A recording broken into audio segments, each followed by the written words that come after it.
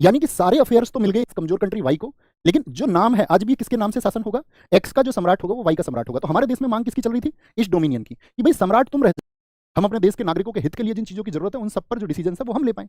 इतनी बात समझ में आई। तो ये हो गया अधिराज्य। तो मुझे एक बात बताओ, ये आपने खबर सुनी होगी कि भारत की जो स्वतंत्रता वो 99 ईयर्स की लीज पर है। किसने इस खबर को सुना है कि भारत जो है भैया कंप्लीटली फ्रीडम नहीं है, हमको जो ये स्वतंत्रता मिली है सिर्फ 99 सालों के लिए मिली है। कई बार आप सुनते होंगे हमको जो ये स्वतंत्रता ये 100 सालों के लिए मिली है। उसका अर्थ यहीं से लगाया जाता है, सुना है सबने। उसको क्लैरिफाई करते हैं कि वो एक मिथ है, एक सच है या झूठ है।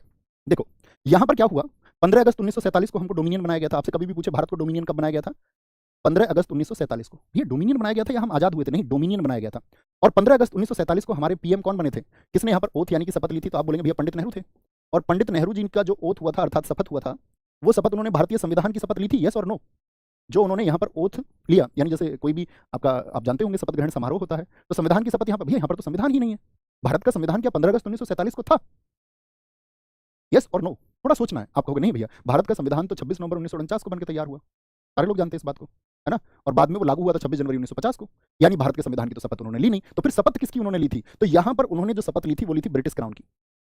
ओहो ये बात है, क्योंकि भारत का संविधान था नहीं, ब्रिटिश क्राउन की शपथ ली उन्होंने। और ब्रिटिश क्राउन की शपथ लेकर के, क्योंकि आप जानते हो इस समय पर देश में क्या आम चुनाव हो चुके थे, आप कहेंगे नहीं, तो इस समय तो क्या एक अंतरिम गवर्नमेंट थी, एक अंतरिम सरकार का गठन किया गया था, और उस अंतरिम सरकार के जो प्रधानमंत्री थे वो नेहरू थे।